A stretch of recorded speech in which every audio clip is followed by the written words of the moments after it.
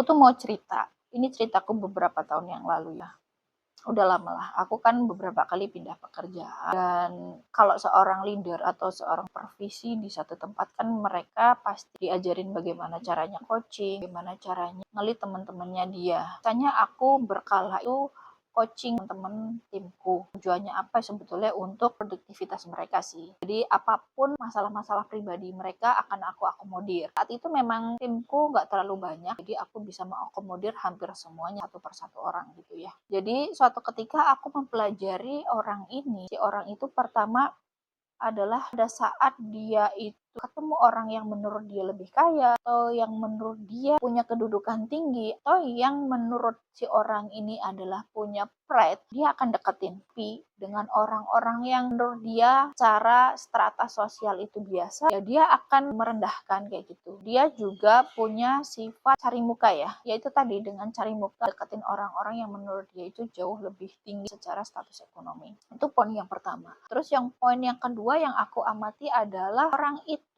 senang sekali pada saat temannya itu menderita. Kayak dia nggak suka banget ada orang yang happy. Jadi dia akan membuat sebuah perkara atau drama. Tujuannya apa ya? Biar dia pengen melihat temannya itu nggak happy lah. Kayak gitu. Fun fact-nya, anak ini adalah cukup cerdas. Dia sangat cepat banget menguasai sebuah ilmu, baik itu teoritis maupun praktikal. Dia itu juga pada saat di sekolahnya sering dapat ranking.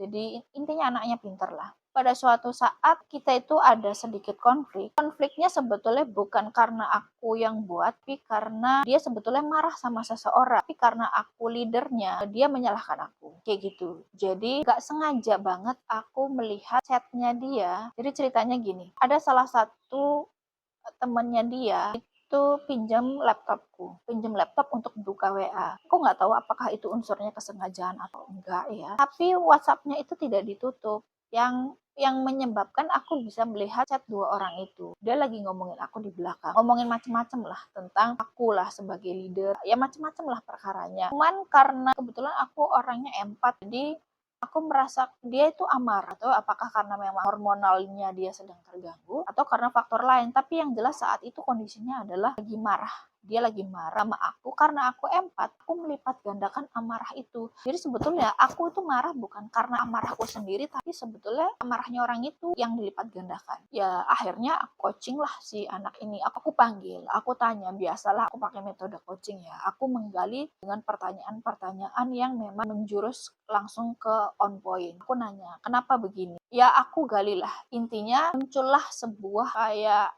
pengakuan. Di situ saat aku panggil itu dia nangis. Kita cuma berdua aja ya, nggak ada orang lain. Dan dia bercerita bahwa jarang banget dia nangis untuk perkara ngobrolin perkara internalnya dia. Usut punya usut bahwa pada saat kecil dia itu sering dibully karena ekonomi. Makanya dia akan selalu mendekati orang-orang yang secara ekonomi lebih tinggi kayak gitu. Yang kedua, karena dia merasa sakit hati, dendam, karena dia rasa sakit hati dibully pada saat kecil itu, makanya dia dendam. Pertama, dendamnya adalah dengan dia menunjukkan saya bisa secara akademis. Dia belajar, dia melakukan segala cara gimana caranya biar dia bisa dilihat. Karena selama ini semua teman-temannya itu ngebully. Ngebully karena status ekonominya dia. Dia pengen orang lain itu merasakan apa yang dia rasakan. Jadi saat itu dia deep talk, nangis sejadi-jadinya. Aku nanya, apakah keluargamu tahu tentang ini? Enggak. Apakah kamu punya teman yang bisa dicurhatin? Enggak.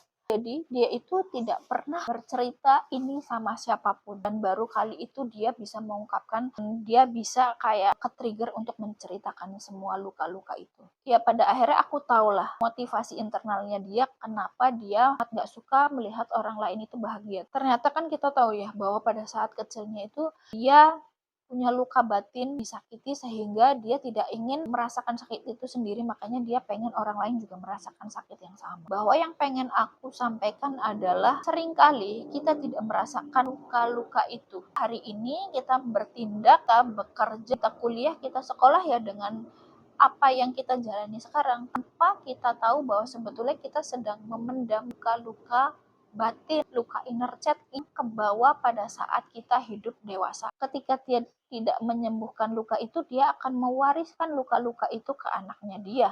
udah otomatis itu. Pesannya adalah mari kita sadari luka-luka apa yang ada dalam diri kita.